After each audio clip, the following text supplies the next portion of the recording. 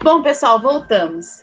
Agora a gente dou aberta a sessão, desculpe alguns imprevistos, porque nós somos técnicos de som, somos técnicos de TI, então nós estamos tentando estabelecer uma conexão que dê para todo mundo poder assistir, para que a gente consiga passar as informações com mais clareza. Mas acho que agora a gente conseguiu.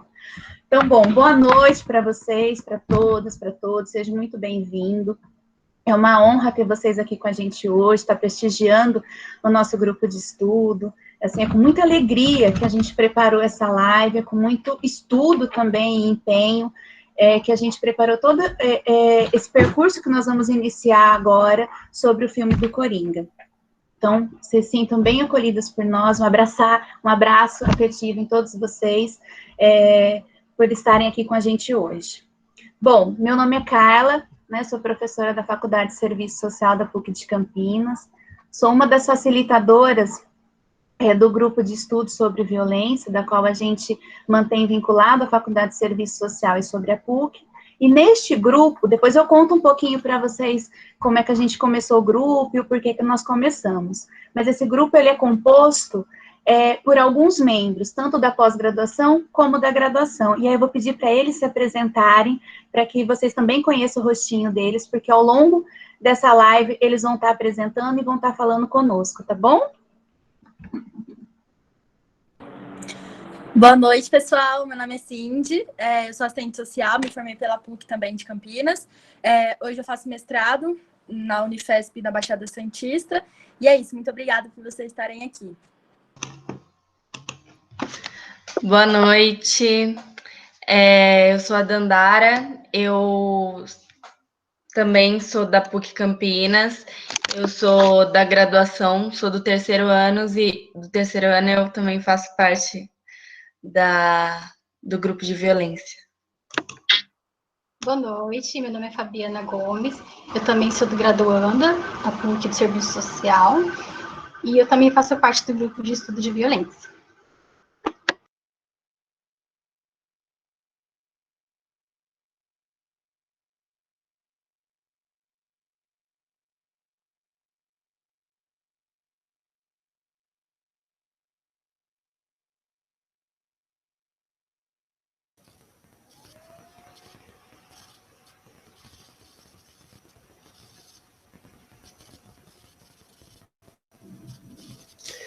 Boa noite, pessoal, tudo bem? Meu nome é Renan, sou assistente social de formação pela Unesp no campus de Franca, atualmente mestrando em serviço social pela PUC São Paulo, e estou aí na empreitada do grupo de violências na PUC Campinas, tá bom?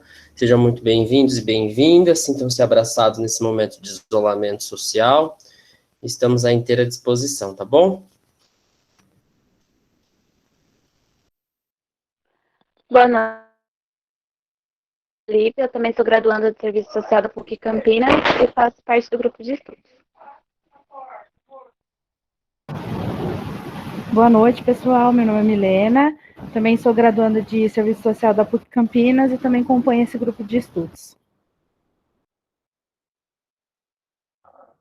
Boa noite, pessoal, tudo bem? Meu nome é Fernanda, eu sou graduanda do estágio da Faculdade de Serviço Social e faço parte do grupo de estudo em violências.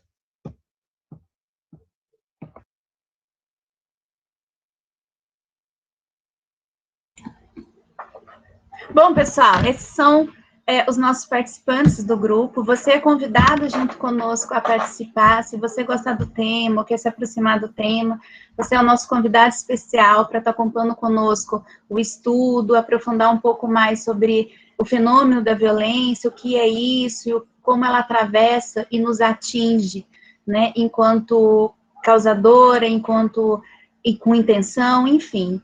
Nós estamos aqui para poder estudar e você é o nosso convidado. No final, nós vamos deixar o e-mail para que vocês possam mandar um e-mail para a gente, quem quiser participar, o grupo é aberto. E também, quem quiser, também pode deixar o e-mail no chat, que aí depois a gente vai procurar no chat, vai estar enviando o e-mail para vocês, dizendo o dia e horário do nosso encontro.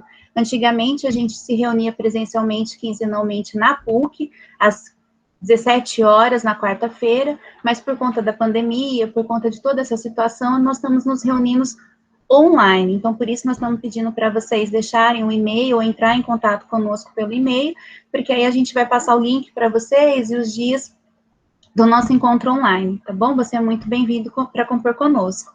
Bom, quero contar para vocês um pouquinho do grupo. Então, o grupo é novo, nós somos filhotinhos, nascemos o ano passado, e a ideia da construção do núcleo foi exatamente para que a gente pudesse entender um pouquinho mais o que é a violência, como é que ela atravessa e atinge as nossas vidas, as nossas relações, como é que isso se dá no dia a dia, também entendendo a pessoa que sofre ou está numa situação de violência, mas também a pessoa que comete essa violência, né? Então, a gente se propôs o ano passado a poder entender um pouquinho isso, a gente se reuniu com alguns alunos da faculdade, a gente abriu para a faculdade, para que os alunos pudessem participar, os estudantes da pós-graduação, e também os profissionais da rede, quem quer que trabalhe, ou quem goste do tema, se aproximar. Então, nós somos novinhos ainda, mas a gente já vem com alguns estudos acumulados.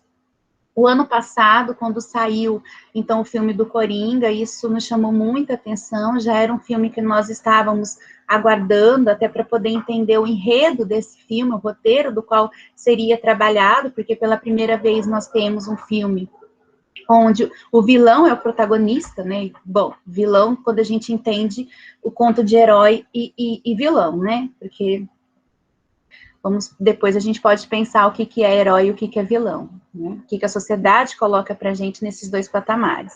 Mas pela primeira vez, a gente tem uma história sendo contada, um roteiro sendo contado de uma outra perspectiva, não daquele Salvador.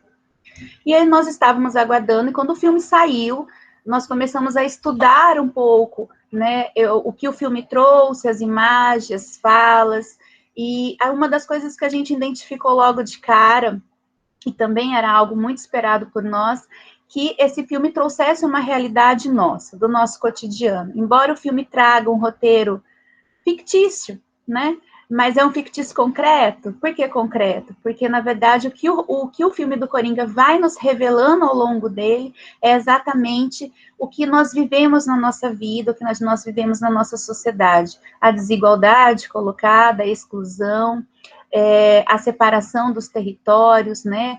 A opressão, a questão do trabalho precário, a questão da violência contra a mulher, a questão da violência contra a criança, e todo outro tipo de violência que vem sendo trabalhado, né, no filme. Então, a ideia hoje nossa aqui não é trazer respostas da violência, porque nós também não temos essas respostas, embora a violência seja algo que sempre aconteceu na sociedade, mas em termos de estudos teóricos, de compreensão do fenômeno como um todo, são estudos muito recentes, né, estudo datado do final do século XIX para cá, né, até um pouquinho com o início do século XX. Então, os estudos são muito recentes sobre a questão da violência, então nós não temos muitas coisas acumuladas. E o que nós temos, esses estudos da violência, eles vão por diversos olhares, né, vão entender a violência tanto pelo um olhar da guerra, ou um olhar da violência, das facetas em si, né, da violência contra a mulher, ou da violência contra a criança. Nós vamos dividindo a violência dessas facetas, porque a violência é um todo, mas a gente tem as facetas dessa violência, e a gente acaba não compreendendo a violência como esse grande, vamos pensar no guarda-chuva como um grande guarda-chuva, e as hastes são essas facetas da qual a violência tem. E a gente acaba discutindo muitas facetas, por exemplo, a violência contra a mulher ou a violência contra a criança, e a gente não discute o que, de fato, é essa violência maior. E a ideia, então, hoje, aqui na live, é que a gente possa discutir a violência como fenômeno, que vai atravessar todas as nossas relações, de medidas diferentes, mas ela vai estar atravessando todas as nossas relações. E a ideia também nossa, a provocação nossa, na verdade, é trazer reflexões para vocês. Muito mais perguntas do que respostas, até porque muitas das respostas nós não temos, mas nós pensamos sobre ela e refletimos sobre algumas possibilidades. Então, a ideia é um pouco caminhar e trilhar por este caminho, de trazer essa reflexão. E hoje, nós também decidimos, enquanto grupo, não discutir a questão da saúde mental presente no filme.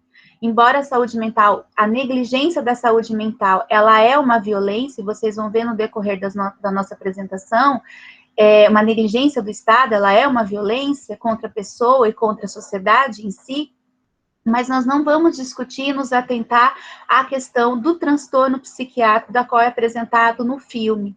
Até porque isso foi muito discutido depois que o filme foi lançado, vários médicos, vários psiquiatras discutiram, então a gente optou em não fazer essa discussão, mas trazer para vocês a outra discussão, que são as violências presentes no filme, que às vezes passou despercebido, né? Nós também podemos perceber que esse filme causou muito nas pessoas, né? Causou uma boa parte horror, indignação, para outros gostaram bastante, porque se identificaram nessa relação.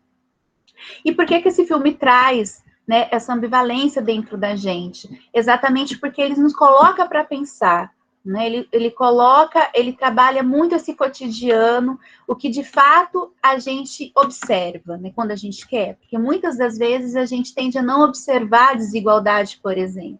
E não observando a desigualdade, a gente acaba não entendendo que a desigualdade, ela é uma violência, né? Ela é um dos motivos que causa essa violência. Então, quando a gente olha para o filme, a gente consegue perceber o quanto que o filme vai retratar o nosso cotidiano e a nossa vida.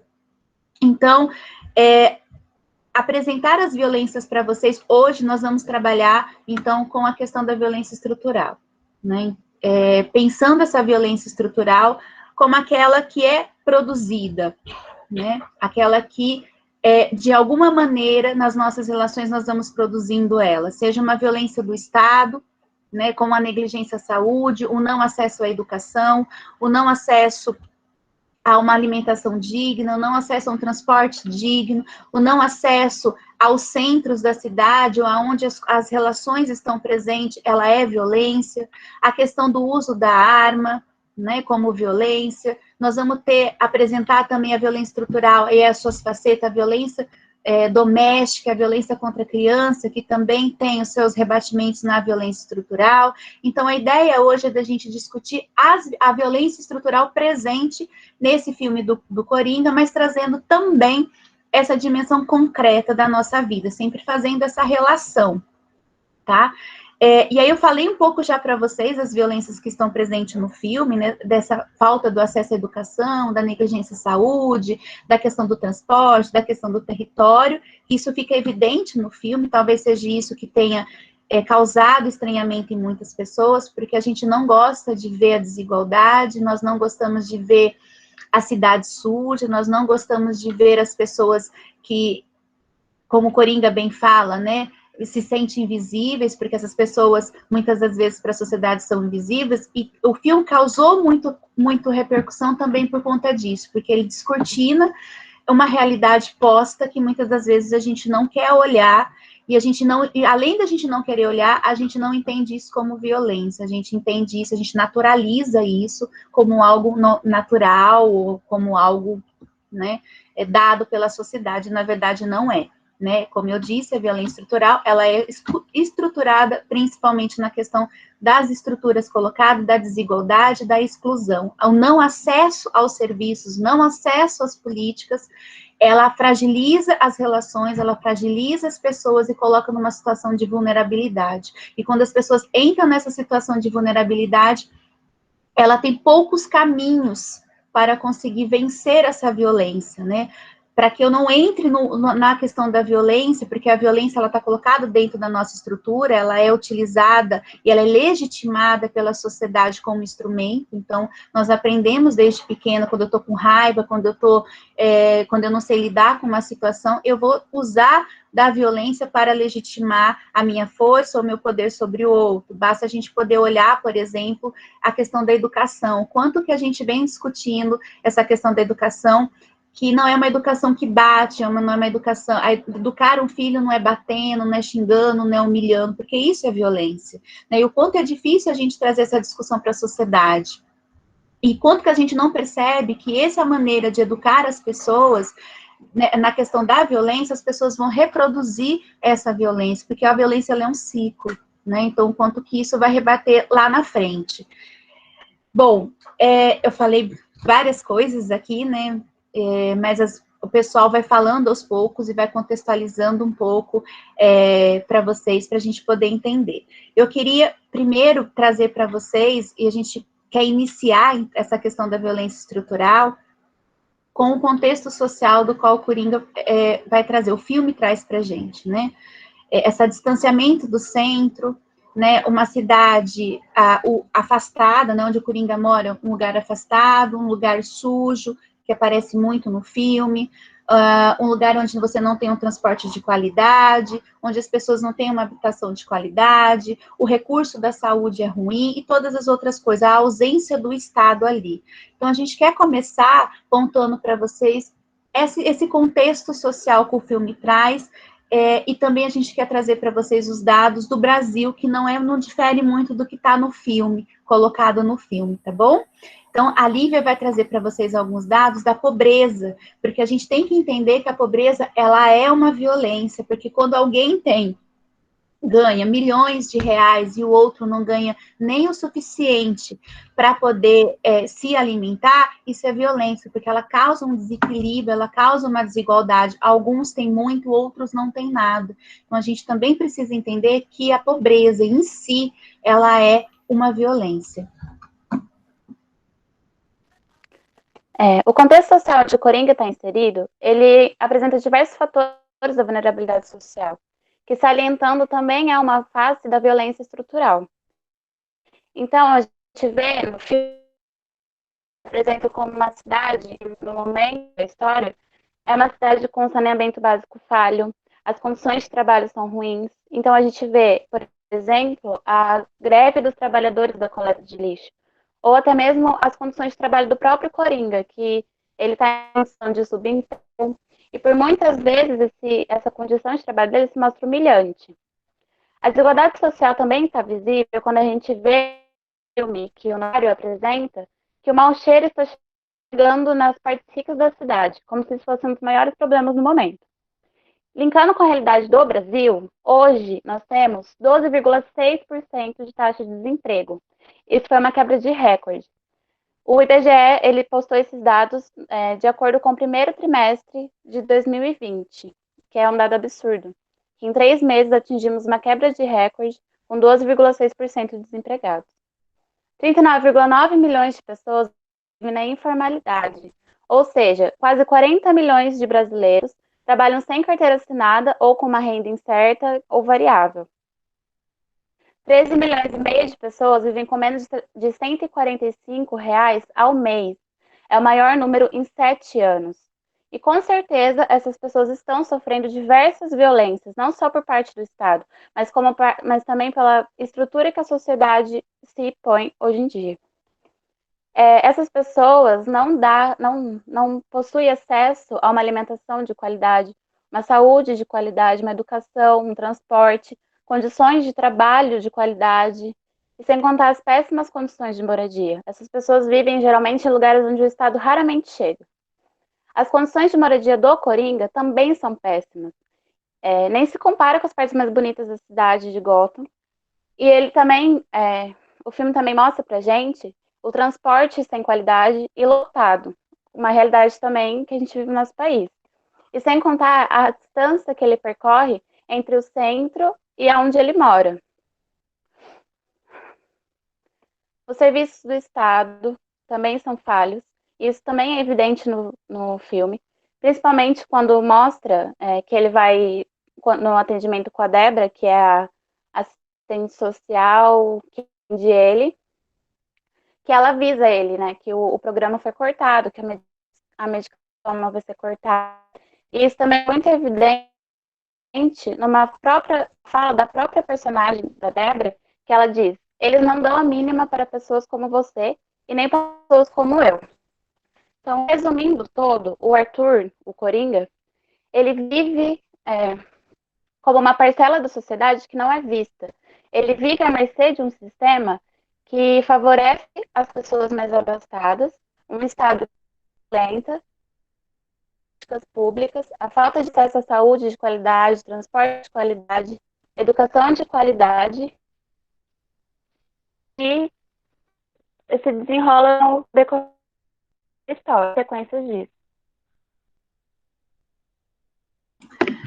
Bom, vocês perceberam um pouco que a Lívia trouxe dos dados, o quanto que a desigualdade, a ficção se torna real. É isso que nós queremos mostrar, que o filme do Coringa, ele está presente nas nossas cidades, basta a gente olhar um pouquinho para essa realidade, e ela trouxe os dados do Brasil, onde nós temos uma renda per capita de R$ 145 por família, né? Então, só para a gente poder entender que isso é uma violência muito grave.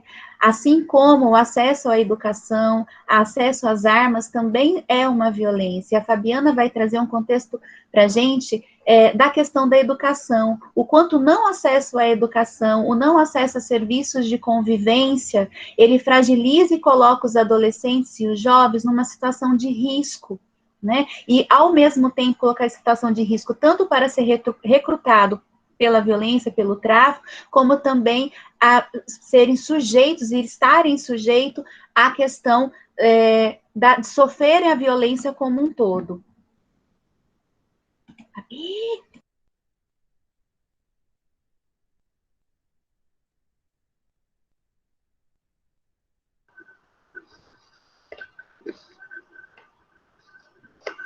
Bom, gente, depois de todos esses dados, né, apresentado pela Lívia e também comentado pela professora Carla, dá para perceber, é evidente perceber a questão da vulnerabilidade social e como isso incide também na desigualdade do território, né? E vale lembrar, qual é esse território, né? A gente está falando de periferias, são lugares mais distantes da cidade, dos centros urbanos, onde as pessoas, consequentemente, têm mais dificuldade de acessar os direitos básicos do seu cotidiano, como já foi falado, né? A saúde, o trabalho, o lazer, a educação, e acabam sendo esquecidas pelo Estado, sendo invisíveis, classificadas simplesmente por onde elas vivem, né? Não tendo seu reconhecimento como humano. E, infelizmente, são nesses territórios, são com essa população que acontecem as maiores atrocidades. E voltando um pouquinho, quando eu disse sobre o acesso à educação, tem uma cena no filme que o Coringa, ele fala a seguinte frase: eu sou o homem da minha casa, desde que eu conheço por gente, eu cuido da minha mãe, eu cuido da minha casa.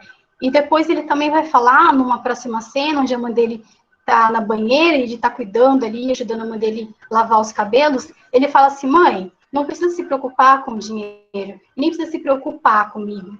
É claro que essa frase, ela pode trazer várias perspectivas. Uma delas talvez pode ser do patriarcado, ou também aquela questão que a sociedade impõe sobre a sociedade, né, que o homem tem que ser o provedor do lar, tem que trazer o dinheiro para casa, mas não é essa questão que eu quero comentar aqui com vocês.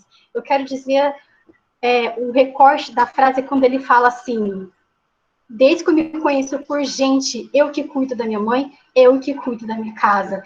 Eu fico pensando, então, em milhares de familiares que vivem na comunidade, que estão em condições de vulnerabilidade social, onde as crianças, onde os adolescentes, desde jovens, desde tão pequeno, se sentem responsáveis por trazer o sustento à casa, por cuidar da família. E eu vou trazer dados para vocês que vão mostrar que quando acontece isso, quando esses jovens, eles precisam escolher entre o trabalho e tem mais acesso, eles são mais vulneráveis, talvez a entrar no crime, por exemplo. Os dados do Atlas da Violência de 2019, ele vem trazer esses dados quando fala que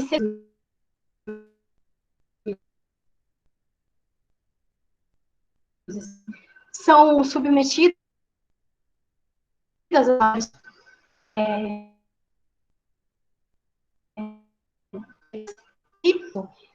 ainda sobre os dados do Atlas, em 2007, teve 48.219 homicídios.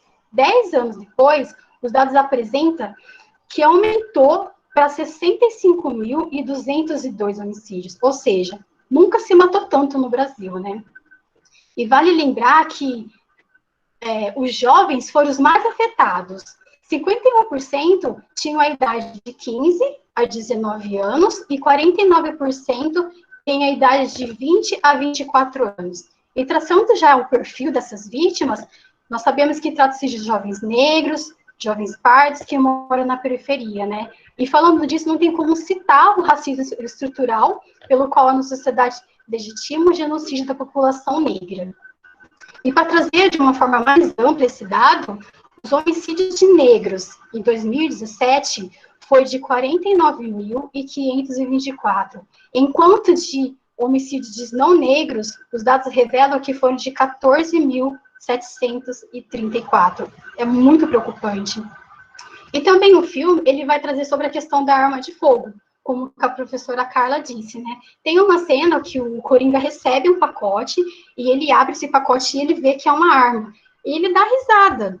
E o amigo dele fala assim, você tem que usar isso aí para se proteger, senão você vai se lascar. E o próprio Coringa, sussurrando, ele fala, mas eu não posso ter uma arma. Ele mesmo reconhece isso. E trazendo para a nossa realidade, apesar de todos esses dados que foram divulgados de mortes violentas, é tão preocupante pensar que o uso da arma de fogo tem sido pautas, né, nesses últimos dias. Ainda no mapa da violência, ele vem retratar sobre as mortes de homicídio por arma de fogo. Em 2007, foram 34.147. E em 2017, foram 47.510 homicídios por armas de fogo. E é evidente que os estudos já revelam que se houver essa liberação da arma de fogo, com certeza os números de homicídios vão aumentar, né? Eu percebo, assim, que é necessário, sim, fazer a leitura desses dados, mas eu acredito que ela deve ser feita, sabe, de uma forma mais provocativa, para que, de fato, a gente possa refletir sobre isso, né? Porque os seres humanos, eles não podem ser vistos como os números, representados como os números de mortos, mas sim, esse movimento de tentar provar essas mortes já é uma violência, porque atrás desses números são vidas, são histórias de famílias, é um pai, é uma mãe, é a falta que essa pessoa fará para muitos, né? Ou seja, morre-se muitos para promover o privilégio de poucos, né? Enfim, né? O que a gente vem observar é que no campo da desigualdade social, ela também é um fator que desencadeia o fenômeno da violência estrutural e nessas relações.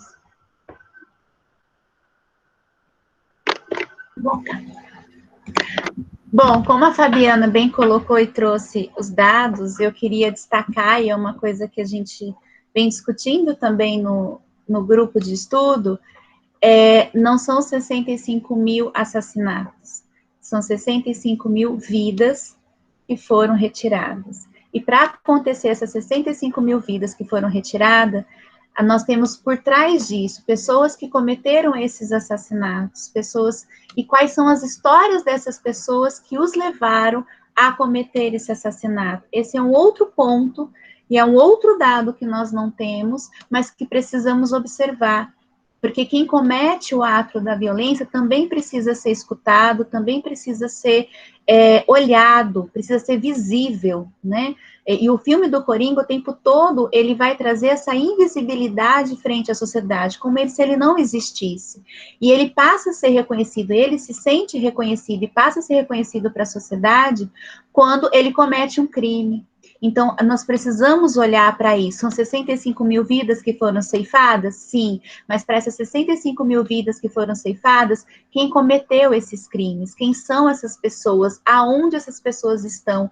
Que tipo de violência essas pessoas sofreram? Ou se não sofreram, o que levou elas a cometerem essa violência? E a partir daí, a gente precisa olhar para esse autor de violência, porque esse autor de violência, ele é um ser humano, tanto quanto eu, quanto você. E tanto eu quanto você, e a gente precisa olhar para ele e escutar, porque o filme inteiro do Coringa, e um pouco que o Renan vai trazer, no final, ele não foi escutado em nenhum momento alguém parou e ouviu ele. Então, fico pensando que as pessoas que cometeram esses assassinatos, ou as pessoas que cometem violências hoje, elas não são ouvidas e não têm um espaço de serem ouvidas. Elas são tratadas pela sociedade como monstros. E aí eu fico perguntando, mas são monstros ou são seres humanos? São vilões ou são heróis? Para a gente poder pensar. E aí, pensando um pouquinho nisso, e óbvio que o filme não vai trabalhar das outras facetas da violência, mas ele traz, em alguma medida, a violência contra a mulher, a violência doméstica e a violência contra a criança, né, como um dos motivos, né, que causaram danos, né, nessas relações afetivas, e que foi um dos disparadores para a invisibilidade do Coringa, e também o que despertou também nele outros sentimentos e outras emoções que o levou a cometer posteriormente os crimes que ele vai assassinar a mãe, que foi premeditado, e o amigo que foi premeditado. Mas aí o Renan agora, ele vai trazer para a gente um pouquinho dessa outra dimensão, né, das facetas da violência, a violência doméstica que é presente, mesmo que a gente não vá nos aprofundar, mas ele vai trazer um pouquinho de como essa violência, ela é cíclica, para que a gente possa entender que esse fenômeno da violência, ele nos atinge em todas as nossas relações. Sim, sim, exatamente isso. Fico pensando da melhor forma possível, nesse momento, da gente ilustrar um pouco essas expressões. Eu acho que a gente consegue entender nesse ponto da live, das nossas reflexões, como que o fenômeno da violência onde se manifesta, né? Como bem a Carla lembrou, com um efeito cíclico e com um efeito que desencadeia outras situações de violência, até para manter a própria estrutura, a gente percebe que não dá para fugir um pouco de algumas dessas expressões. Que expressões são essas? Da onde elas surgem? Como que elas se representam no nosso cotidiano, na nossa vida, nas nossas relações? Que muitas delas, inclusive, a gente percebe que são legitimadas, sejam ela pelo patriarcado, seja ela pelo racismo estrutural, seja ela pela LGBTfobia, tantas outras que são legitimadas de maneira ou diretamente, que é preciso da gente falar, é preciso da gente ilustrar, e sempre trazer essa reflexão para um possível rompimento e até um possível processo de educação pessoal.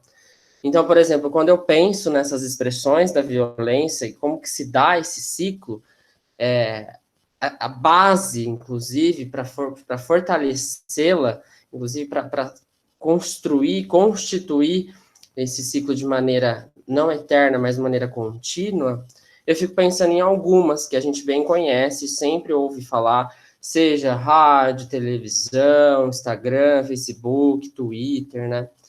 Nos nossos trabalhos, na faculdade, sempre ou alguém, em algum momento da vida, já se deparou com algum tipo dessas expressões. Uma delas é a violência física. É uma forma de manter, é uma forma de sustentar todo esse processo e essa estrutura do fenômeno. O que é violência física, Renan?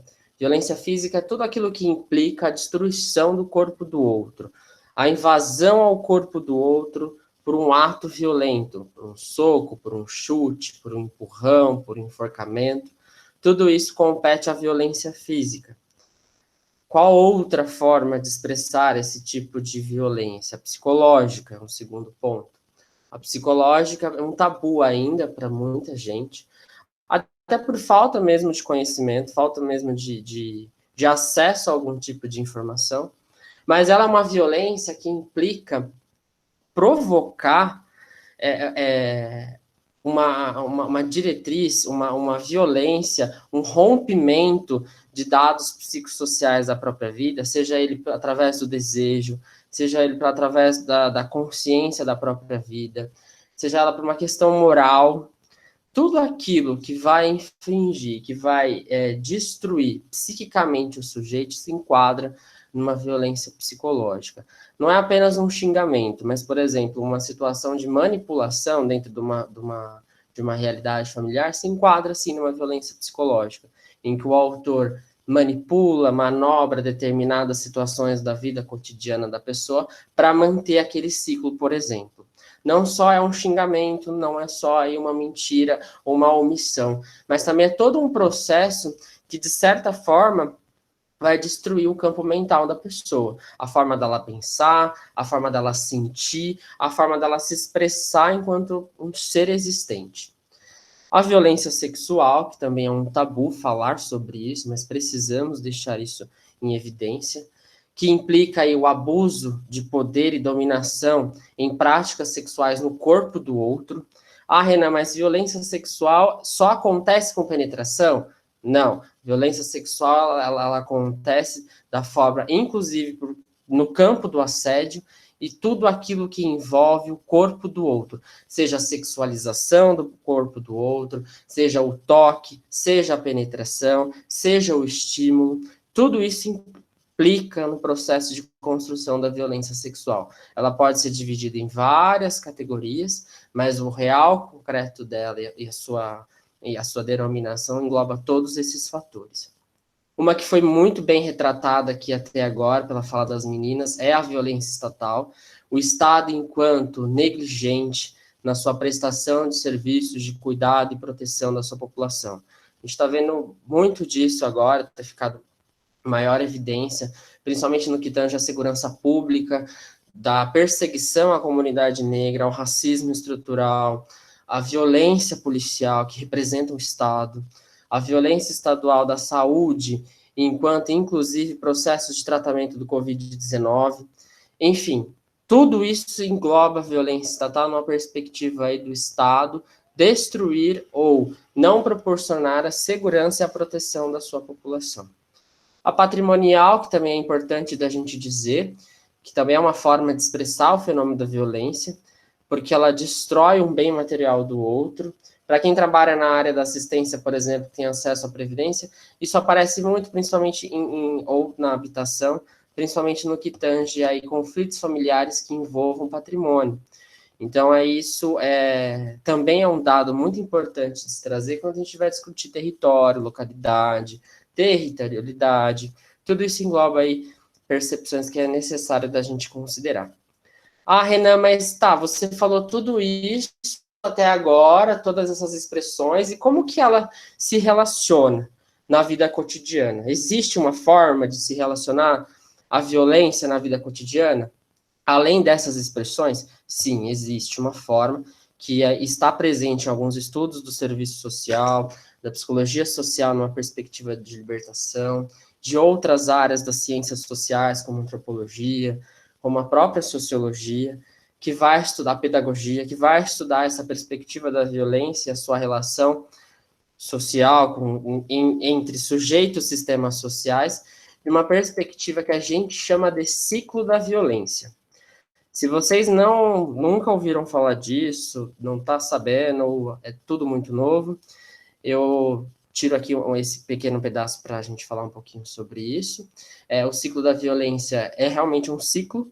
Ele não existe um início, meio e fim concreto, mas extremamente abstrato, no que tange aí o início, o meio e o fim, o recomeço dessas manifestações, dessa relação da violência com a vida cotidiana daqueles que são vítimas e são autores. Tá? Então, a primeira fase desse ciclo, que a gente chama, é a fase da tensão. Ah, Renan, me explica melhor isso na prática, me dá um exemplo disso. Bom, na prática, o que a gente pode perceber, vamos pegar um casal. Um casal que tem um relacionamento aí de pouco mais de 2 anos, que tem uma relação afetiva aí fortalecida, que tem minimamente aí tudo que o padrão de relacionamento implica na sociedade. Mas aí de uns 6 meses para cá, o companheiro começa a ter alguns comportamentos aí bem violentos. O que seria comportamentos violentos, né? Seria, falar um pouco alto, começar a dominar, começar a ameaçar, começar a impor algumas coisas na relação, fazer trocas, inclusive, para uso próprio de alguns benefícios, manter aí na posição de poder e domínio. Tudo isso são os primeiros traços que a gente pode perceber dessa primeira fase do ciclo. E quando isso aumenta, se potencializa, se evidencia, isso já mostra que existem sinais possíveis para a execução da segunda fase do ciclo, né? Então, se a gente tem todo esse cenário e isso começa a acontecer de forma recorrente, de forma cotidiana, toda semana ou todos os dias, né? ou pelo menos uma vez ou duas vezes no dia, isso já é um sinal de que a próxima fase irá acontecer em determinado momento, independente aí dos outros fatores, né? E essa segunda fase seria o ato em si da violência, causado por aqueles atos que eu disse anteriormente. Pode ser expresso físico, psicológico, sexual, patrimonial, pode ser todos eles, pode ser físico, psicológico, sexual? Pode ser físico, psicológico? Pode. Psicológico e patrimonial? Pode. Tudo isso é possível de se acontecer e se intensifica ainda mais nessa relação entre autor de violência e vítima. Renan, e depois disso, o que a gente faz ou o que acontece? Depois disso, existe a fase que os estudiosos da área entendem, como arrependimento e comportamento carinhoso, que é a famosa lua de mel. Essa fase é a fase do perdão, é a fase do arrependimento, é a fase do sentimento de melancolia, é a fase que tanto a vítima quanto o autor se deparam aí com uma situação de arrependimento. Então, a vítima, geralmente, ela se coloca nesse lugar de eu sou a causadora do ato, por conta disso, daquilo e de outros fatores, devido a todo o processo, e o autor de violência se sente arrependido, entretanto, não acessa alguns fatores importantes desse tipo de estrutura para não acontecer de novo. E aí, depois dessa fase, se volta novamente o ciclo, né? O início dele. As tensões novamente até que ocorra de novo essa violência no ato, que a gente costuma dizer assim, comum, que é a física, psicológica, sexual e todos os outros procedimentos. Renan, mas o que isso tem a ver no filme do Coringa? Tem muita coisa a ver. A gente viu algumas cenas do filme que indicam isso, principalmente no que tange a infância dele, mesmo que não retrate de uma maneira aprofundada, dá para perceber que ele teve uma infância muito complexa e muito difícil. Principalmente quando a mãe é colocada em serviços de acolhimento para cuidado de saúde mental, lá ainda se chama manicômio. A gente percebe nos assassinatos iniciais, tanto no metrô, que ele faz a reprodução de tudo isso como uma forma de explodir, como uma forma de retratar, como uma forma de tirar de dentro dele toda essa raiva, essa angústia, e isso que ele passou durante toda a sua vida, como uma forma dessa reprodução, novamente ela aparece, desse ciclo que a gente pontuou. Mas e as questões subjetivas, e as questões dos afetos, e as questões dos vínculos dele? Isso é importante dizer? Sim, é importante, a gente vai tratar disso no próximo bloco. A Cindy vai falar muito sobre isso agora. E eu acho que a reflexão nesse momento de trazer tudo isso para nosso coletivo de agora é considerar todo o processo da manifestação da violência, com todas essas facetas, mas como um dado importante de reprodução social, de falha estatal, de desigualdade, que utiliza de vários mecanismos para sua expressão. E uma delas, como a Cindy vai pontuar agora, é no campo da subjetividade.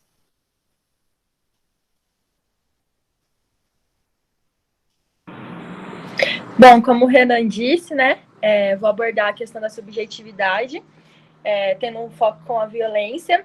E a gente eu quero iniciar trazendo uma colocação de Euclides Mansa, onde ele afirma que a subjetividade engloba tudo o que é próprio à condição do sujeito.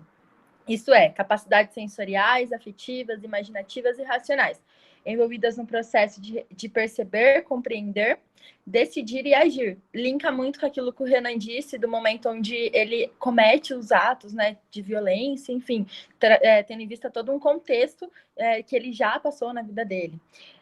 Então, a subjetividade aqui ela é entendida como encontro do social e do indivíduo, formando a teia que constitui o sujeito e se manifesta nas suas relações, que novamente reforça aquilo que já foi falado. Então, eu também quero fazer a menção ao que a Minayo aponta. Como a Carla disse, a gente usou alguns referenciais e a Minayo é uma delas, onde ela fala que para compreender e enfrentar a violência, devemos localizar a discussão no conjunto dos problemas que relacionam saúde, condições, situações e estilo de vida. Violência não é um problema médico típico, é fundamentalmente um problema social que acompanha toda a história e todas as transformações da humanidade, no sentido da subjetividade do ser. Então, se a gente for parar para pensar, como já foi retratado, a violência ela engloba todas as áreas da nossa vida, principalmente no que tange a questão do afeto. Então, quando a gente pensa na questão da subjetividade do Coringa, a gente pode pensar dessa ausência de afeto que ele teve. No filme retrata bastante isso, onde a questão da mãe, né, essa relação que ele tem de mãe e filho, a questão dele ser uma criança adotada, onde demonstra mais uma lacuna de uma violência do Estado frente à adoção. Ele não tem um ciclo social, ele não tem amigos, a gente vê que, né, enfim, ele não tem essa afetividade. E isso, de certa forma, abre uma deixa para o sentimento de raiva, de ódio, e de uma maneira que tudo isso uma hora pode explodir, como o Renan já colocou, e pode gerar uma violência, como já foi retratada no filme. Aí um dos pontos que a gente parou para analisar, para pensar, é sobre essa questão da invisibilidade do Coringa, né? Porque a gente pode, vamos ser sinceros, o Coringa ele só é visto no filme, na sociedade, naquele contexto, quando ele tá de palhaço. Então, quando ele faz a questão do sorriso com sangue, ele cria uma nova personalidade, uma identidade que ele tá se maquiando, assim, no sentido de tampar quem ele é. Então, ele começa a ser visto maquiado. É uma sociedade onde reconhece ele quando ele está pintado, quando ele está de palhaço. Só que a gente pode parar para pensar e refletir. Ele está querendo se esconder de quem? Se escondendo dele, da sociedade, gerando uma outra pessoa no qual não é ele realmente. Então, também quero, já finalizando a minha fala, trazendo uma reflexão no sentido que, até utilizando a frase da Minayo, que o antídoto da violência é a capacidade que a sociedade tem de incluir, ampliar e universalizar os direitos e os deveres da cidadania. Então, acho que a gente, mais uma vez reforçando, o quanto nós, na sociedade, a gente reforça essa questão da violência e quanto nós somos violentos também, né? A gente sofre por essas lacunas, tanto como já foi mencionada a questão do transporte público, a questão da saúde, enfim. E a gente vai continuar analisando, a Milena vai trazer para a gente agora alguns outros pontos sobre a questão da violência, que também foram identificados no filme.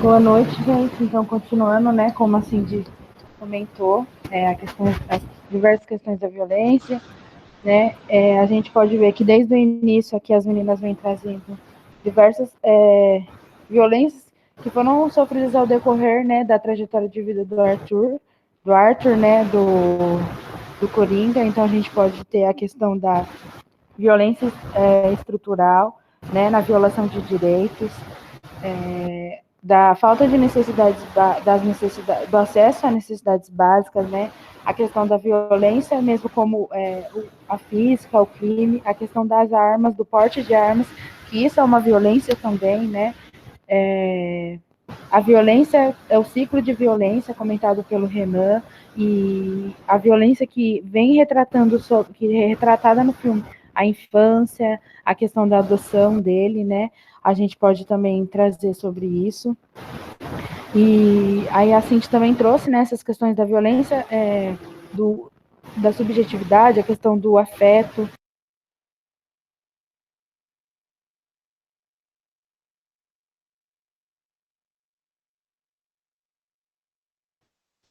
Ô, Mi, seu microfone tá desligado, desculpa. Eu acho que ou caiu a internet ou ele tá desconectado, seu microfone.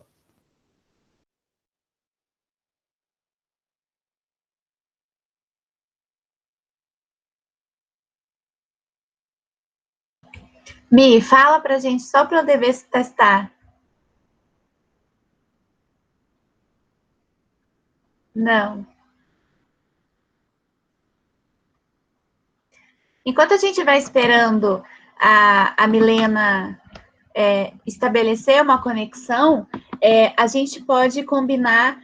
A Fernanda preparou também uma apresentação e ela vai ela conversa um pouco com a Milena, e ela pode estar trabalhando um pouco essas questões, o que foi colocado, e aí quando a Milena conseguir estabelecer, ela volta para a gente poder ir compondo.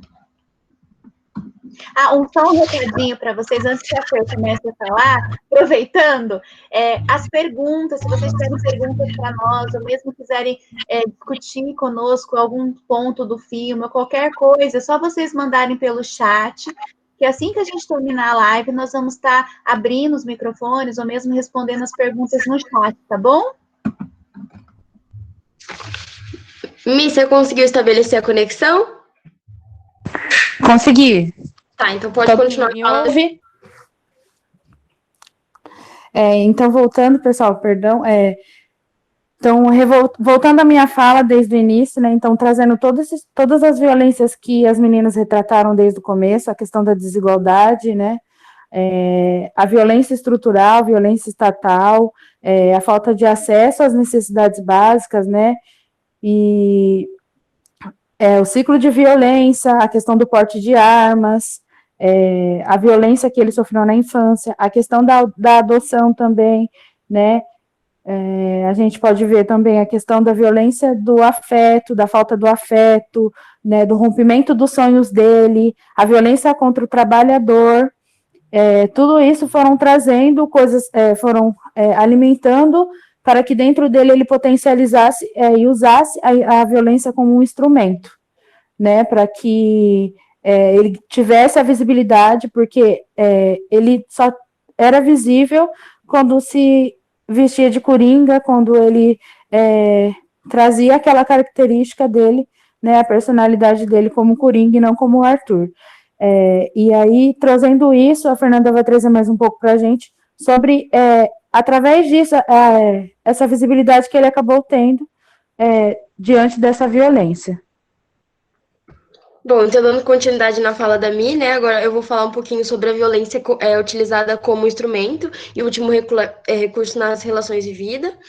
A gente vai utilizar uma cena do filme, essa cena ela já retrata quase o finalzinho ali do filme, onde o Coringa ele tá num show, né, com o Murray Franklin, e ele vai relatar, né, o homicídio que ele cometeu, e daí, durante essa confissão dele, a gente pode colocar assim, né, as pessoas começam a reprovar, né, a fala dele por conta do homicídio que ele cometeu para com os 3 investidores. E daí ele fala a seguinte frase, por que todos estão tão preocupados com estes caras? Se fosse eu morrendo na calçada, vocês passariam por cima de mim. Passo todo dia por vocês e ninguém se importa. Então, isso fazendo o link com o que a gente está trazendo, né, em relação à violência, tudo que está posto, essa questão da invisibilidade dele, né, que ele coloca para as pessoas, de que ninguém realmente se importaria se fosse ele no lugar desses 3 caras. E daí, essa fala, embora ela esteja presente na ficção, né, que a gente está retirando ela de um filme, ela desnuda a nossa realidade. Uma vez que dezenas de pessoas são mortas todos os dias e ninguém repara nisso. Então, a pergunta que fica é: quantas mortes nas periferias? Quantas mulheres morrem?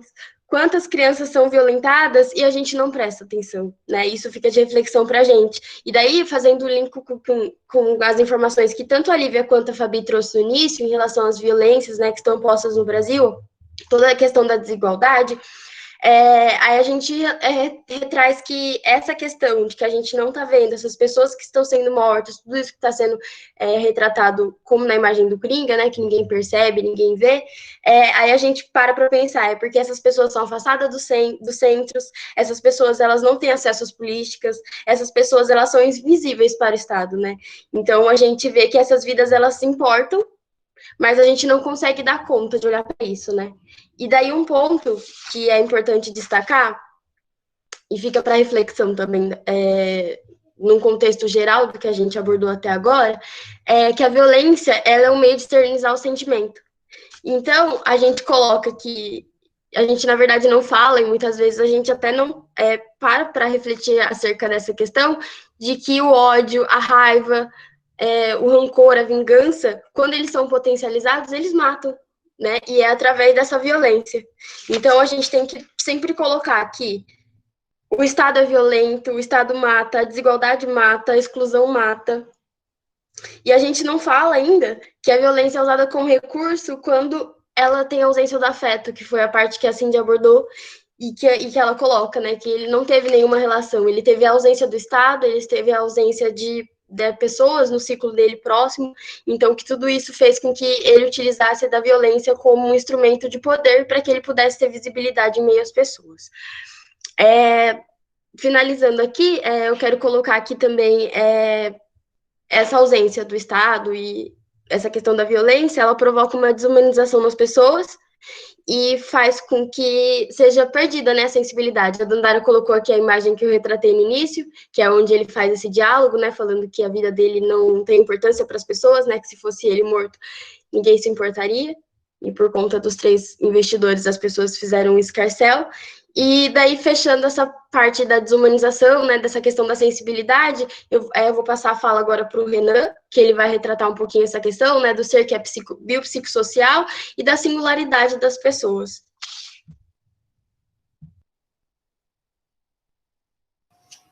Boa, Fer. Olha, gente, depois de tanta informação, né, tanto conteúdo, a gente discutiu isso, foram várias vezes, inclusive. Pensamos em como passar tanto consumo de informação, de conteúdo, para vocês, numa perspectiva reflexiva, pensando aí como que isso se dá na nossa realidade, né? Eu acho que a maioria de quem está hoje nessa live é estudante, se aproxima de algumas questões sociais, está envolvido aí com alguma prática social. Se não, em algum momento da vida isso vai acontecer. Mas a gente quer chamar muito a atenção depois de tudo isso, considerando, sim, o sujeito enquanto um sujeito social, fruto de uma luta de classes, né, uma perspectiva aí de conflito da relação capital-trabalho, mas também acrescentando que a violência, ela também ultrapassa isso, porque ela entra no campo psíquico, ela entra no campo biológico, ela entra no campo espiritual, ela entra no abstrato, ela ultrapassa e ela transita por todas as áreas. A gente quer reforçar aí um pedido, acho que o grupo traz muito isso nas suas reflexões, de uma sensibilidade na escuta. Eu acho que isso é muito importante para o nosso trabalho, para a nossa vida, seja assistente social ou não, o ouvir o outro é muito importante. O ouvir de fato, né? Não é fingir em escutar, mas o ouvir de fato. Porque mesmo igual uma Fer trouxe agora, nessas últimas reflexões, da questão da invisibilidade, a gente percebe que ele em nenhum momento foi escutado, foi ouvido, né? O que poderia ter sido diferente se alguns processos e abordagens no meio de sua vida, da sua mãe, enfim, do seu todo, da sua história, pudesse implicar em uma mudança nessa própria história, né? Então, a gente chama a atenção para essa sensibilidade, a gente chama a atenção para a gente chamou em um momento de humanização, inclusive, do processo de escuta, do processo de trabalho, das políticas públicas, o quanto que isso precisa ultrapassar algumas linhas e fronteiras para que a gente comece a estabelecer outras relações que não sejam violentas, né? Como a Carla pontuou lá atrás, o quanto a educação é importante em todo esse processo. O quanto precisamos aprender a ouvir, a escutar, o quanto precisamos aprender não falo nem se colocar nesse lugar do outro, porque é impossível a gente se colocar no lugar de uma outra pessoa, mas pensar se fosse nós naquele lugar, entende? Acho que esse exercício é muito importante, principalmente nessa questão da violência, porque a gente entra numa discussão do que é herói, do que é vilão, do que é bem, do que é mal. E eu acho que fica muito nítido no filme que todo esse processo de violência dele foi uma resposta a tantas violências que ele sofreu. Então ele se expressou, ele gritou, no final do filme, inclusive, é nítido o grito de liberdade dele, a expressão de liberdade dele, de satisfação, porque encontrou um motivo, um foco, um fator da própria existência, né? E isso não está no campo terapêutico, está no campo do abstrato, é antropológico isso. E a gente precisaria ter um pouco mais de acesso a algumas informações que nos complete nesse sentido, né? E eu acho que fica aí para todos nós, esse filme, pelo menos, o quanto é importante exercitarmos a escuta, o saber ouvir as necessidades existenciais do outro. Né, Cindy?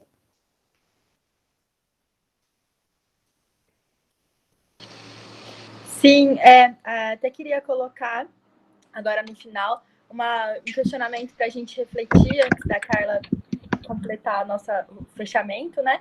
Que é, quantas vezes a gente não parou para pensar em quantos coringas existem na nossa sociedade? Quantos coringas a gente não está andando na rua, a gente encontra?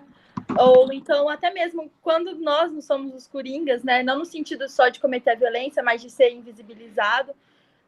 Então, eu só queria completar essa última colocação, questionando mesmo, uma pergunta para a gente refletir depois, quando essa live acabar, enfim, todos os nossos contextos, de quantos coringas existem nas nossas vidas, quantos coringas a gente não encontra no dia a dia. Pode completar, Carla. Bom, pessoal, acho que vocês ouviram, ficaram até aqui com a gente. Deve estar 1000 coisas na cabeça de vocês. Eu queria amarrar, então, algumas coisas que foram ditas aqui.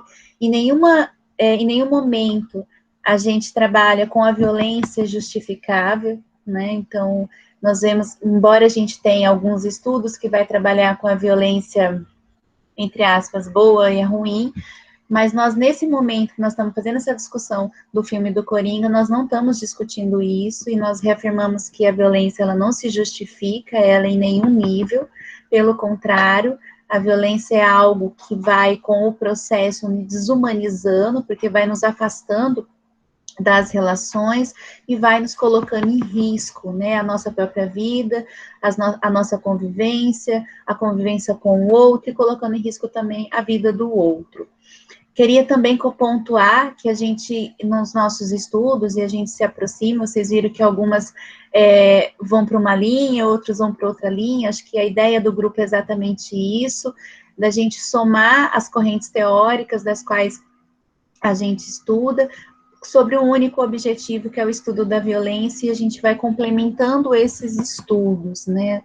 Nós não trabalhamos, como eu disse no início, a gente até tem uma base sólida, um alicerce, mas a gente também vai estudando outros autores que vão trabalhando sobre outras perspectivas, para que a gente possa entender, até porque vocês viram no cartaz que está como fenômeno, então quando a gente coloca a violência como fenômeno, nós estamos colocando a violência que perpassa todos os aspectos da vida humana, todas, sem exceção, né?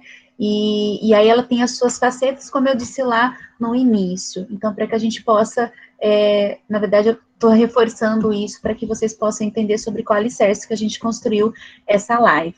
E aí também eu queria só fechar que a questão da violência, ela tem algo que é concreto, e a gente discutiu essa violência estrutural, que é a violência, a ausência, né, do acesso à necessidade, às coisas necessárias para as necessidades humanas, e isso é violência, mas a gente também trouxe um pouco dessa questão da violência sobre o campo da subjetividade, até porque a gente entende que a subjetividade, como a gente se entende nesse mundo, e como a gente faz a leitura das coisas que acontecem, do contexto que acontece, das relações que são estabelecidas, e como a gente devolve para essas relações. Isso é importante, né? A subjetividade, ela é importante, o sentimento de ódio, de raiva, todos nós temos, mas ela potencialidade, na verdade, ela potencializada com a ausência daquilo que é necessidade humana,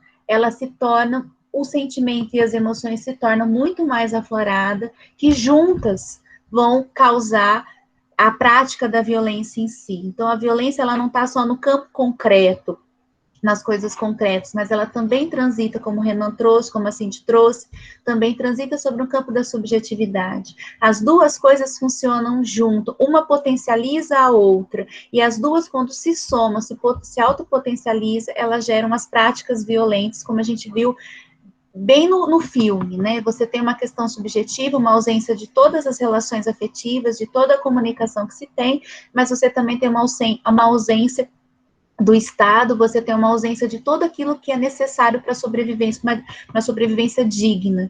E essas duas coisas vão culminar exatamente na prática da violência como a único recurso que está apresentado, né, como o único recurso que me legitima como ser humano, passa a ser reconhecido como ser humano. Claro que, como eu disse no início, não é todo mundo que tem essas ausências que vai escolher o caminho da violência, mas a gente também, enquanto grupo, entende que a violência, ela está na nossa estrutura, ela é dada na nossa sociedade como instrumento, ela sempre é colocada como recurso que a gente pode se utilizar, e isso que a gente está trazendo para reflexão, a violência não pode ser um recurso que a gente pode utilizar.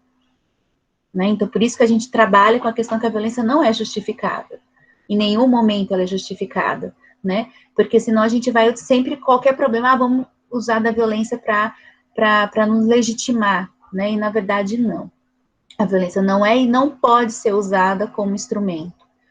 Né, do poder ou da força, enfim, né, ela não pode, ela tem que ser eliminada em alguma medida da nossa sociedade. Claro que o conflito, ele é inerente ao ser humano, mas que é diferente da violência em si. O conflito vai existir, e a gente precisa encontrar alternativas de trabalhar estratégias de resolutividade desse conflito, de como a gente entende esse conflito e como é que a gente cria estratégias para resolver esse conflito, porque o conflito é inerente, mas a violência não. Então, a violência, a gente nunca vai defender a violência, seja ela em qual perspectiva, tá? Então, só para deixar bem claro isso, embora no final, uma das grandes críticas do filme foi que a hora que o Coringa sai, ele sai vitorioso, vamos dizer assim, e aí você tem um levante da sociedade, das pessoas que se sentiam invisível e vê no Coringa a possibilidade de ser visível, e aí tem toda uma discussão se isso não aumentaria a violência por conta disso.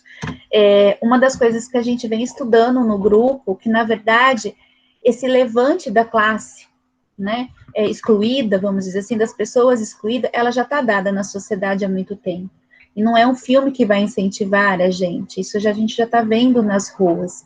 Mas que esta violência, né, que no final coloca, ela não pode ser justificada, não é dessa maneira que nós vamos resolver as coisas, não é dessa maneira que nós vamos galgar direitos, pelo contrário, né? É na conversa, é no diálogo, nos consensos do que é possível de ser feito. Então, volto a dizer, a gente não trabalha com a violência que ela é justificada, em nenhum momento ela é justificada, tá bom? Agora, a gente queria agradecer vocês que ficaram com a gente até agora, e a gente queria ouvir um pouquinho vocês, né? Queríamos ver as perguntas de vocês, vocês colocaram no chat, para a gente poder se interagir um pouquinho com vocês, e eu esqueci de falar uma coisa para vocês no início, me perdoe, né? Amador é isso mesmo, né? Na verdade, a ideia nossa do grupo é de trazer a discussão de mais 3 filmes. Então, Coringa seria o primeiro de um quarteto, né? E aí, nós iríamos discutir posteriormente o filme do Parasita, o Bacurau e o filme do Poço, né? Poço. E aí, assim, exatamente sempre nessa perspectiva de estar levantando as violências presentes e estar sempre fazendo uma conexão com a realidade concreta. E aí, posteriormente, nós vamos estar postando datas e como que vocês vão acessar para a gente estar discutindo os outros filmes também. Então, o Coringa é um primeiro de um quarteto que a gente vai trazer para discussão aí. Eu acabei esquecendo de falar lá no início para vocês. Por isso que é importante que vocês deixem um e-mail, quem quiser participar, tudo para a gente poder entrar em contato quando a gente tiver a data e horário, e a plataforma, para a gente poder estar fazendo essa outra discussão desses outros filmes que são muito parecidos em algumas coisas, mas os contextos são diferentes, tá bom? Agradeço vocês e agora a gente fica com as perguntas, Dandara.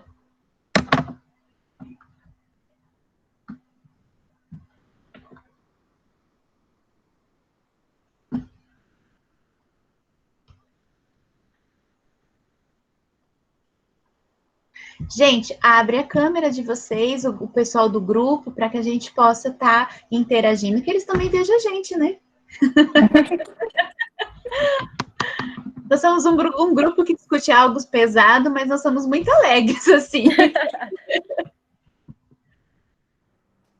Sem medo de ser feliz, gente. Pergunta, pode perguntar.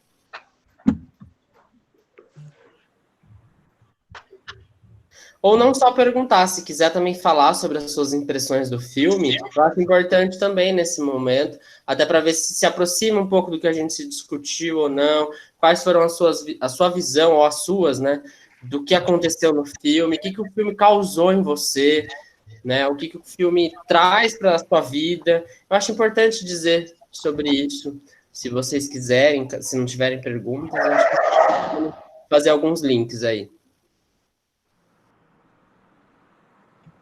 E também ter o feedback, se faz sentido tudo que nós levantamos aqui, né? Acho que isso é importante também.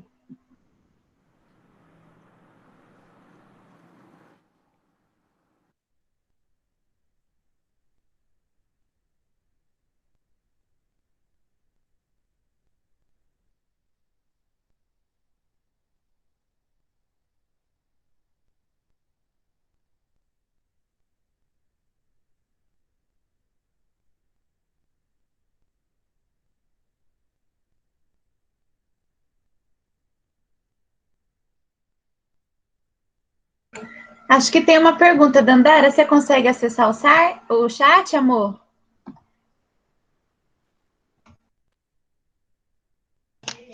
Ah, aqui. Eu tinha gravado. A pergunta é do Jair, e ele escreveu: partindo da perspectiva de que a violência perpassa todas as relações sociais, seja como abuso da força, em menor ou maior grau, não seria ela justificável em alguns dados momentos? Tem um texto do Fernando Veríssimo que vem a calhar, provocações. Passar por tantas violências e ser inibido de usá-las, não seria outra violência?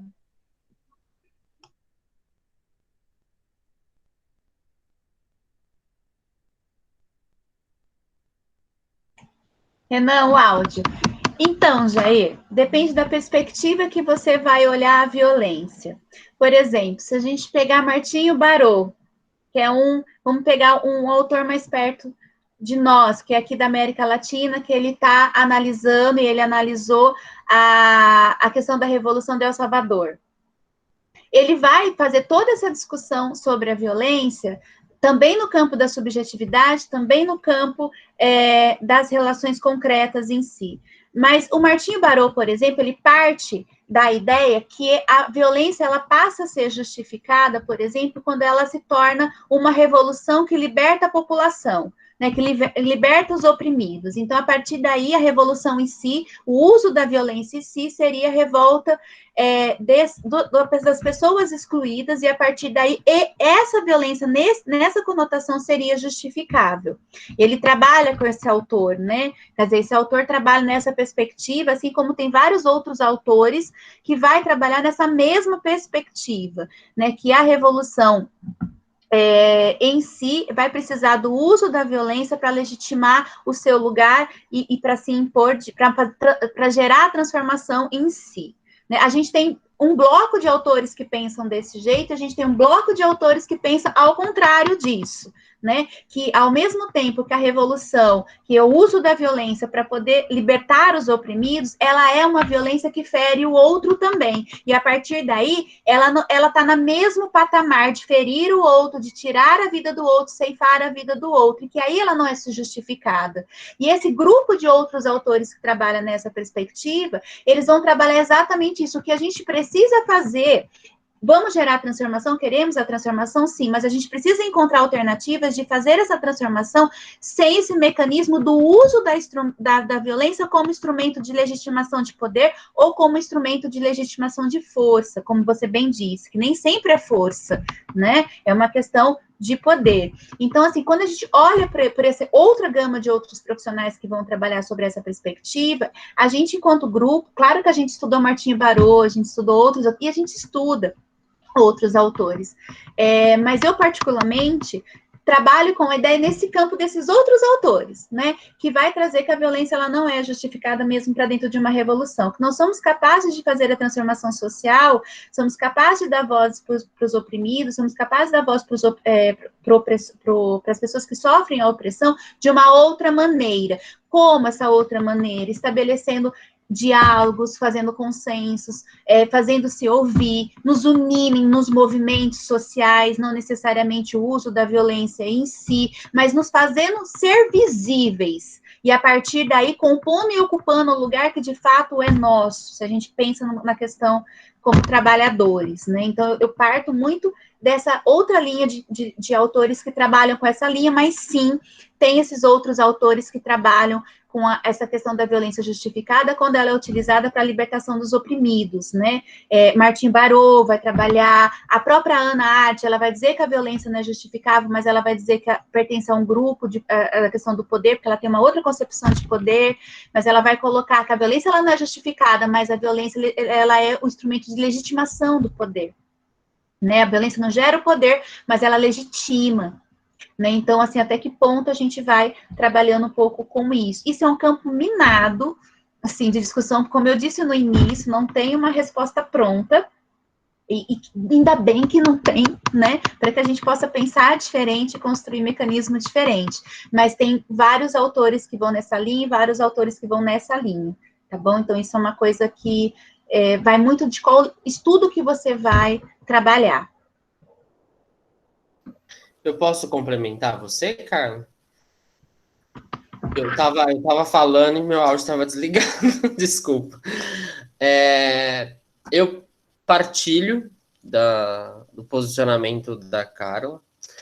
Eu acho e acrescento que esse tipo de análise ela precisa acontecer considerando o contexto histórico e a localidade do lugar.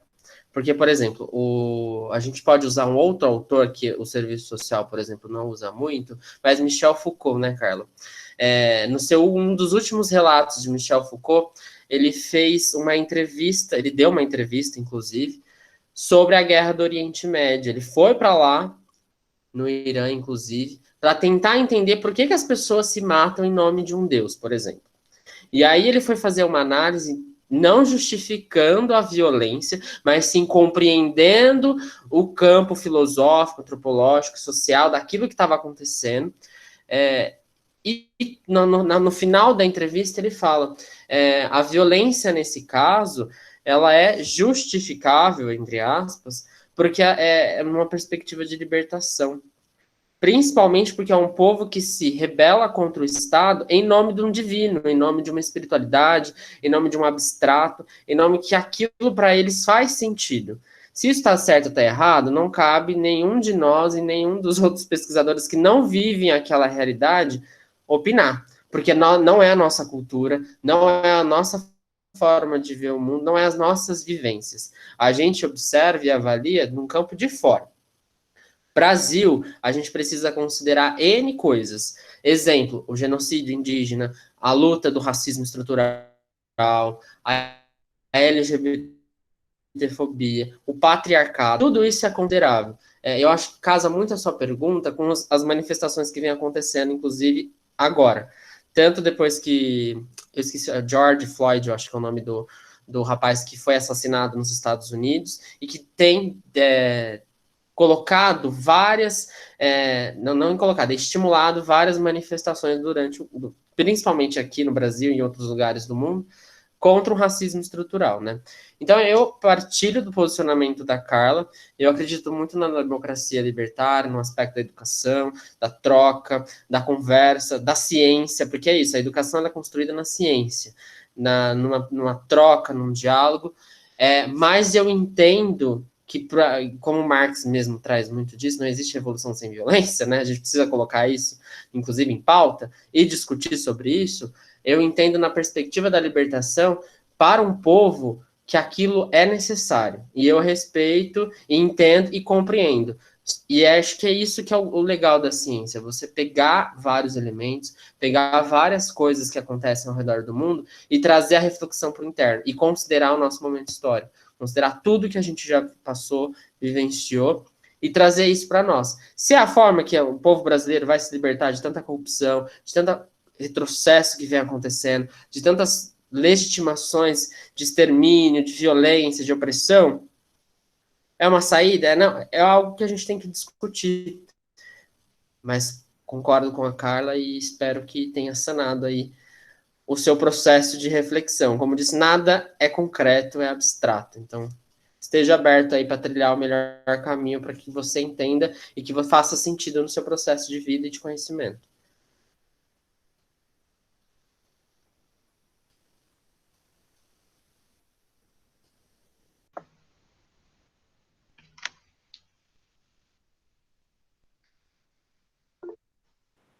Oi, gente. Oi. Olá! Oi, eu sou a Jéssica, do 4º ano. Eu queria parabenizar vocês, ao grupo. Vocês arrasaram demais. Foi muito bom a fala de vocês. E eu fiquei pensando... Eu assisti o filme um pouco antes da live de vocês. E eu tô perplexa ainda com o filme. Tá bem pesado para mim ainda. E eu acho que o levantamento de vocês foi muito bom em relação ao filme. E o que mexeu muito comigo foi a profissional que atendia ele, né? E quando ele fala, quase no finzinho, que ele fala assim, algum momento você já me ouviu? Porque você sempre faz as mesmas perguntas, você não vai a fundo de nada que eu falo, e sempre as mesmas perguntas, parece que é mais uma questão de curiosidade, de saber o que eu escrevo nesse livro, o que eu tô fazendo, e não uma relação mesmo de intervir na vida daquela pessoa, né? Então, eu levo isso muito, eu tenho até um certo receio de como vai ser o meu trabalho, né, que já tô até no fim, e nesse espaço de julgar, sei lá, porque essa pessoa ela já é julgada de tantas formas, eu tá nesse papel de julgar uma pessoa e não entender. Então eu até levo isso para minha vida, assim, é maravilhoso esse filme, ótimo o levantamento que vocês trouxeram, e é uma coisa para a gente refletir mesmo enquanto profissional, né? O quanto essa mulher, se ela fizesse um trabalho bem feito, poderia mudar a trajetória dessa pessoa, tipo, dele. E, enfim, é isso. Vocês arrasaram muito. E obrigada demais por ter feito essa contribuição aí, gente.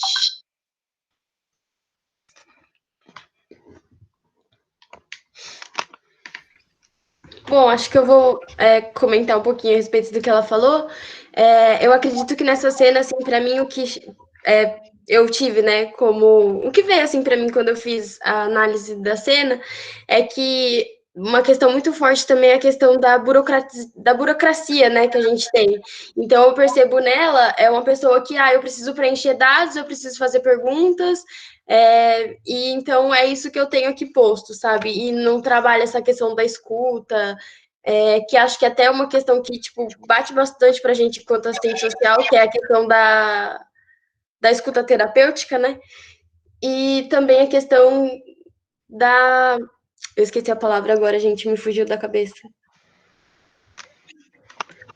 Não é da negligência, mas do constante... Do tanto que elas têm de trabalho, por exemplo, isso no retrato não só do filme, né, mas também aqui no Brasil, que a gente tem, da demanda grande que se faz, né, no serviço social, e como os profissionais eles não conseguem dar conta de tudo, então acaba que vira uma coisa mecânica, que daí entra nessa parte da burocracia. Eu não sei se faz sentido o que eu tô colocando, mas eu tive um pouco dessa visão também, sabe? Quando trazendo para o nosso chão, o tanto de coisa que a gente tem que fazer, de relatório, e daí eu acho que vai se perdendo essa questão da escuta e da sensibilidade, né, do ouvir o outro, que é uma coisa que a Bia também traz muito pra gente quando ela vai ensinar a questão da entrevista, a questão de escutar o outro, de sempre colocar que a gente não tem todas as respostas, né? Que de fato a gente tem que ouvir o outro e entender o que está sendo colocado.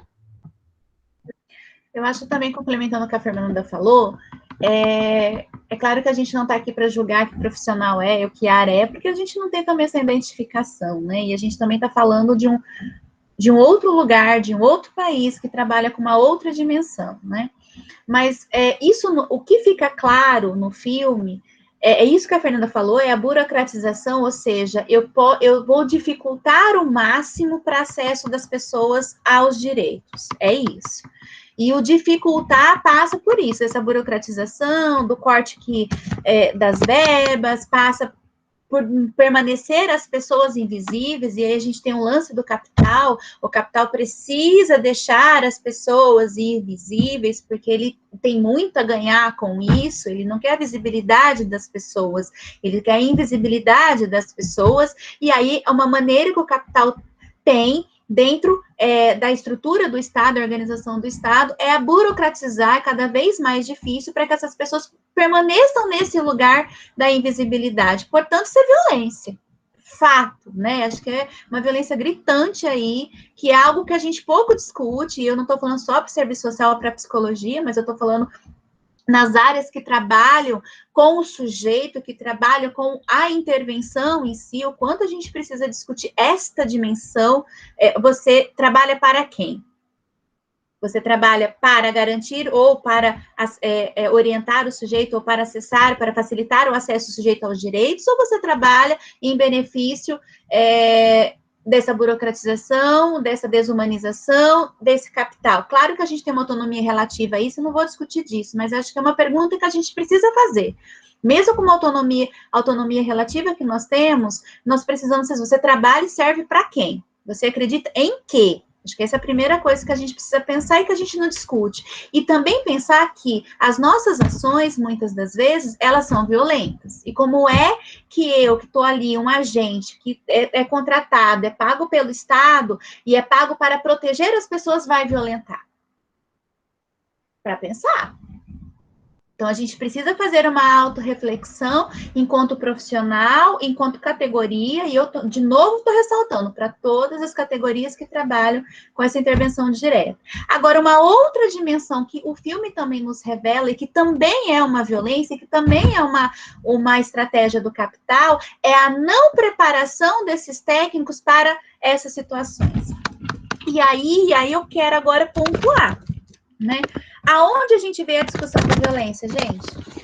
Raramente a gente vê cursos, né, que de fato tenha uma base teórica, que esteja aberto para escuta, que esteja aberto para olhar o outro como sujeito, para olhar o outro não só como uma vítima, mas também como uma potência que pode romper com aquela situação de violência, com ajuda e com o suporte, com as relações de afeto, com as relações pessoais e com o Estado.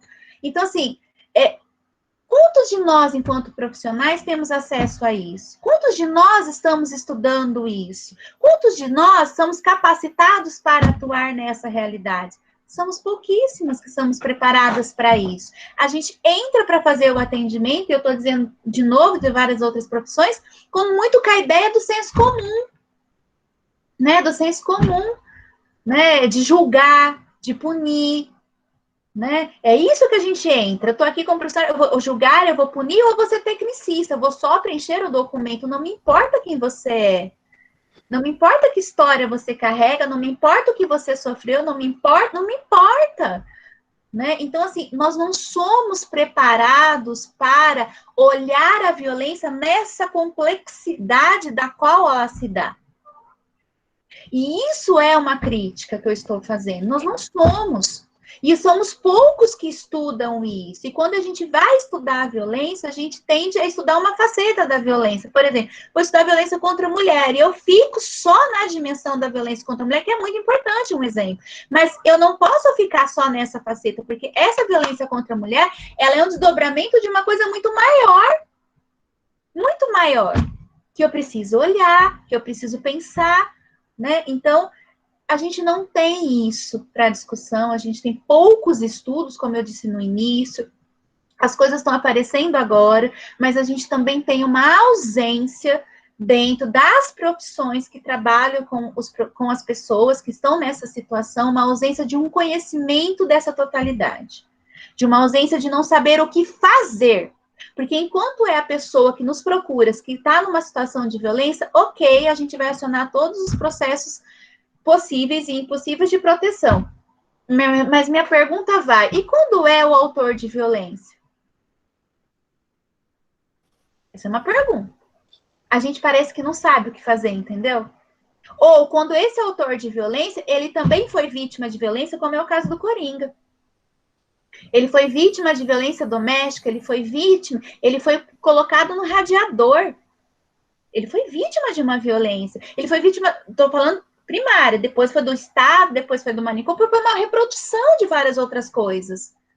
Veja, e ele é a pessoa que vai cometer o crime. Só que o que fica na minha imagem? Só o Coringa, eu vou pegar só de exemplo, tá? Mas aquele que matou, aquele que assassinou. Mas aquele que assassinou, ele tem uma história por trás, que ele também foi vítima e foi silenciado lá atrás. E que ninguém olhou. Assim como a mãe do Coringa também. Ela foi vítima de violência, ela cometeu vítima e foi silenciada lá na frente. Foi esquecida. Então, assim, a gente precisa sair das nossas caixinhas, sabe? Sair desse mundinho onde a gente tem uma relação de certo e errado, onde a gente tem uma relação de julgamento, onde a gente tem uma relação de eu sei tudo, então eu vou condenar. Nós não somos profissionais que condenam. Nós somos profissionais que precisam entender esse sujeito nesse processo histórico. Né? O sujeito, ele pertence a uma história, pertence a um território e ele constrói essa história. Não podemos esquecer disso. Né? E por isso que, bom, falei demais. Né? Se ninguém for falar, quem tá falando? É a Lívia? Eu ia fazer o apontamento. Pode falar. Não, pode falar que depois eu falo. Mas você vai continuar esse assunto? Porque eu ia comentar um comentário do chat. Eu ia falar de algo que eu ia falar Gustavo, gente. Por que eu falei Gustavo? Eu ia falar Jair. Jair Gustavo, né? E também da Luana. A Luana também trouxe uma fala que a gente também trouxe muito isso disso. Mas se você for falar isso, pode falar. Então. Eu ia trazer justamente que a Luana, ela comparou, né, a série Os 13 Porquês, que quem não conhece a história, a menina ela tenta ou comete suicídio. E eu queria falar justamente isso, né? Que às vezes as consequências da violência, ela não é exterior, né? Ela é interior. E eu também percebo outras coisas que podem encaixar na discussão nessa série, que ela também não foi ouvida, ela tentou ser ouvida, mas ela não foi. E ela sofreu de outros tipos de violência, né? Outras faces da violência. E teve uma consequência diferente. E um dos textos da Minayo que a gente discutiu traz que, mesmo sendo um fenômeno social, ela também pode implicar em reflexos da nossa saúde mental. E eu acho que o Coringa e a protagonista da série, eles têm em comum que eles desenvolveram depressão, eles desenvolveram diversos problemas psicológicos que acarretou nessa explosão ou implosão da violência. É só isso, um comentário rápido. Muito bom. É claro que a gente tem um contexto diferente, né? A gente tem uma desigualdade posta do Coringa e a gente tem uma realidade completamente diferente dos 13 porquês, né? Da série. Mas o que é legal da violência é isso, gente. Ela atinge todas as classes sociais em medidas diferentes. Isso que vocês têm que gravar, em medidas diferentes. Mas ela atravessa todas as classes sociais. Eu estava olhando as perguntas aqui do chat, e o Jair, ele colocou uma continuação daquilo que a gente estava discutindo. E alguém pode, por favor, colocar o nome, digitar para a Aline, fazendo favor, o texto da Minayo, que ela está pedindo. Só porque eu estou olhando aqui. E, Jair, é o seguinte, olhando o que você disse sobre o ciclo da violência e como o profissional está sujeito a isso, você pegou num ponto que a gente discutiu isso também de uma certa forma, tão intensamente, do quanto nós, profissionais, trabalhadores, estamos sujeitos à violência desse ciclo, dessa estrutura, desse lugar, não só pelo Estado e não só pela sociedade, mas nas próprias instituições em que a gente executa o nosso trabalho. Principalmente aí no que tange a organização da própria instituição, visto que a terceirização do trabalho e o sucateamento das políticas públicas, por exemplo, que estão direcionando a nossa categoria profissional, por exemplo, a esse cenário de terceirização, principalmente sendo inserido nas organizações da sociedade civil para o trabalho, sendo colocados e submetidos a salários precários, a condições de trabalhos precárias, é muito difícil a gente conseguir, porque é parte da estrutura, como a gente já falou, da violência em si enquanto fenômeno, executar a nossa ação profissional e esbarrar nesse confronto da própria instituição, visto que muitas delas têm alguns viés religiosos, missões de funcionamento, tem aquelas cartilhas legais, que são os estatutos da própria instituição, que determinam como vão ser executados os trabalhos, e aí isso entra num campo muito perigoso, porque vai esbarrar naquilo que a gente acredita, naquilo que a gente está construindo cientificamente, por um viés aí de solidariedade, por exemplo, por uma missão de vida, por uma missão divina, inclusive, que não está no campo concreto, mas no abstrato dessa organização e das pessoas que ela se constitui.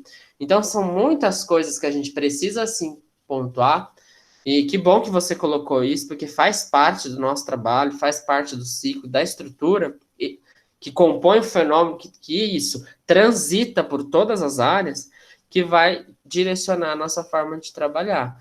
E aí, de novo, como que a gente vai ultrapassar o limite, né? E aí eu reforço a fala da Carla. Ciência, democracia, conversas, diálogos, democracia libertária, a ciência, porque são os elementos que a gente tem que constituem a nossa defesa, tanto da categoria, quanto das relações, tanto também das pessoas que a gente atende. Porque existe também, mesmo que é precarizado, existe um ordenamento jurídico que prevê direitos e proteções sociais. Isso tem que ficar acima de qualquer instituição, porque isso é acima, inclusive, e é premissa do Estado a nossa proteção, e é isso que a gente briga, né? Quando a gente briga na perspectiva da efetivação do direito, do sistema de garantia de direitos, a gente está falando disso. A instituição ela não pode nos limitar a nossa atuação profissional e vulgarizar, vulnerabilizar, marginalizar o nosso trabalho, as nossas relações, os sujeitos que a gente atende. Eu achei muito importante isso que você colocou, porque isso foi pauta, rapaz, de vários encontros, vários. E tem que ser pauta, e tem que continuar sendo pauta, porque é aí que a gente vai mudar, até as pessoas compreenderem, entenderem pelo discurso, pela reflexão, o que elas estão fazendo e que estão reproduzindo.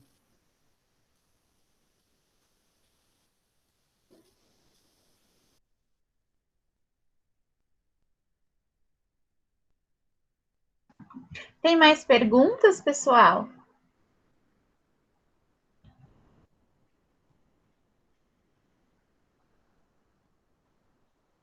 Tá.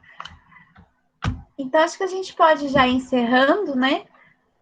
Queria novamente agradecer vocês pela paciência, mas também fico contente que nós tivemos aí quase 40 pessoas, mais de 40 pessoas com a gente na live. Isso mostra o quanto que nós precisamos discutir, o quanto que é um tema que desperta em nós várias coisas. Isso é muito bom, porque nós precisamos divulgar, e a gente precisa, nós não temos respostas prontas, eu acho que é isso que é o bonito. Nós podemos sentar, podemos conversar, vamos acolher as opiniões diferentes e vamos tentar construir algo diferente. Acho que é isso que é o bonito, e nós estamos aqui exatamente para isso, né? Então, quero parabenizar vocês que participaram da live e agradecer de coração e dizer que nós estamos juntos, né? Vamos junto construir a possibilidade de uma sociedade melhor, mas não utilizando da violência como instrumento, mas mediando o conflito, encontrando um mecanismo da gente lidar com o conflito e, de fato, assumir as áreas que são de poder e aí tentar se aproximar de uma igualdade, de uma equidade, de uma justiça social. Bom, quero, então, deixe os seus e-mails, se vocês querem participar das outras próximas 3 lives que nós vamos fazer, né, do filme Parasita, do Poço, e qual mais? Do Bacurau, né, gente? É isso, né? Do Bacurau. Do Bacurau, se vocês quiserem participar, deixe seus e-mails que a gente vai mandar para vocês. E também, se quiserem participar do grupo, o grupo é aberto, a gente está aberto, a gente acolhe todo mundo. Aí deixa seus e-mails, que aí nós vamos entrar em contato com vocês para vocês estarem organizando com a gente, tá bom? Quero parabenizar a organização do evento, o grupo em si. Acho que foram noites, dias, sábados, discutindo, assim. Ontem nós ficamos até 11h30 discutindo como é que a gente ia organizar isso. Então, eu quero parabenizar cada um de vocês pelo empenho, né, pela dedicação, porque é isso, é dedicação. Quando a gente acredita em algo, nós vamos, né? E acho que a gente tem uma comunhão ali, porque todo mundo, em alguma medida, acredita naquilo que está estudando, acredita naquilo que está falando, e vamos construindo junto. Então, eu quero parabenizar vocês, de coração mesmo, e quero também pedir desculpas, se o áudio foi cortado, se a gente não apareceu direito, se a gente não respondeu o chat, porque é a nossa primeira vez, então, assim, a gente não sabe fazer as coisas, né? A gente foi improvisando as coisas, a Fabiana foi dando dicas pra gente de luz, isso, aquilo, outro, porque a gente não sabe fazer, né? Mas nós fizemos o melhor. Eu quero pontuar isso para vocês. Não foi perfeito, mas nós fizemos o melhor e fizemos de verdade, de coração para vocês. Tá bom? Então, fica meu agradecimento, a minha gratidão. E aí eu queria que todos do grupo pudessem falar também. Obrigada, gente. Quero agradecer também, pessoal, a participação, né? Pedir desculpa por algum imprevisto. Acredito que é isso, gente, constante construção, desconstrução, né? E esse ciclo, e eu acho que o bacana disso, de cada dia aprender algo, de poder olhar para o outro e ter esse olhar amplo, né? Cada vez mais. E é isso, né? A gente está aí para poder cada vez mais trabalhar, né? Entender e junto, e a gente deixa o convite para vocês participarem com a gente deste grupo. Ai, o áudio estava aberto. Gente, eu também quero agradecer pela participação de todos vocês, né? E também pedir perdão pelos imprevistos de internet, de conexão, mas eu fico muito feliz que todos vocês tenham ficado até agora para participar com a gente, porque a construção ela é feita no coletivo e isso me deixa muito feliz, não só juntamente com o grupo, mas em coletivo junto com vocês, né? E eu espero que esse convite aí seja aderido de vocês, né, para essas próximas lives que a gente for realizar e também juntamente para o estudo, né, juntamente com o grupo. A Dandara depois vai colocar para vocês o e-mail, caso vocês queiram entrar em contato com a gente, tá bom? Para pegar os textos que a gente utilizou durante toda a live e também para tirar algumas dúvidas e fazer parte do grupo, tá bom? Grande beijo. Eu gostaria de agradecer a presença de todo mundo e que vocês realmente participem das próximas lives, como a Fernanda falou, porque a discussão com vocês também agrega muito ao nosso grupo e aos nossos estudos. E é isso. Boa noite, pessoal. Muito obrigada. Para não ficar redundante, né, eu também vou agradecer e estender o convite novamente para vocês, e vai ser muito legal. A gente, apesar de parecer sério, né, porque nós somos um grupo sério, a gente também é bem divertido, então convido vocês a participarem, se vocês querem rir também, brincadeiras à parte, né, claro que é um grupo de estudos, mas é para desconstruir mesmo, a gente sair um pouco dessa questão do acadêmico ser muito sério, fechado, carrancudo, e nós como seres humanos, um olhando para o outro, mesmo que virtualmente, né, compreendendo a dificuldade, a singularidade de cada um, e nosso grupo é formado assim, então venha participar com a gente. Bom, como já foi falado aqui, né, também quero falar dos meus agradecimentos, a participação pelo chat também, gostei muito da participação de vocês, e dizer que é isso mesmo, né, que a gente aprende no coletivo, e através dessa construção, a cada dia, a gente vai entendendo um pouco mais essa questão de olhar para o outro em sua singularidade, né. Venham participar com a gente, não perca tempo, e um beijo, boa noite, fique com Deus. E, gente, se vocês tiverem sugestões para nós de filmes ou séries que vocês queiram que a gente estude, que a gente possa, série que vocês queiram que a gente esteja falando para vocês, coloca no chat, que nós vamos considerar todas as opções também, aquilo que é possível também, né? Mas nós estamos abertos também para sugestões. Eu também quero agradecer a todos que participaram, contribuíram, deixar também meu muito obrigado. As meninas da graduação, um agradecimento especial a vocês, meninas porque vocês estão num caminho que eu, particularmente, não tive na minha graduação. E eu vendo essa evolução de vocês, o quanto do ano passado para cá, e o caminho que vocês estão escolhendo para trilhar, tanto pela profissão, pela vida de vocês, é algo inspirador para mim, que já saiu da graduação e está na pós. Eu levo isso, inclusive, para pós, esse sentimento de querer aprender mais, graças a vocês. Obrigado pelas madrugadas, pelas conversas, pelas risadas.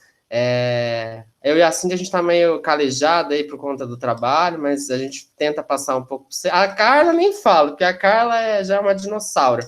Mas, mas é isso. Parabéns para vocês, minhas. Vocês foram foda pra caralho, assim. Vocês arrasaram demais, demais, demais, demais. E levem tudo isso para o restante da graduação de vocês, para depois, para todas as áreas da vida de vocês, tá? É inspirador. Um beijo, gente, obrigado. Vamos jantar, que eu tô com fome. Eu preciso falar isso também, que eu preciso comer.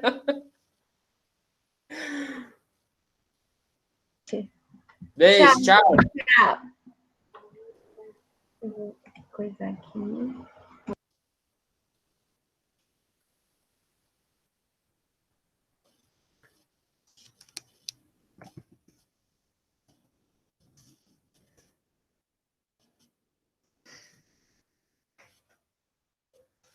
Ai, ai.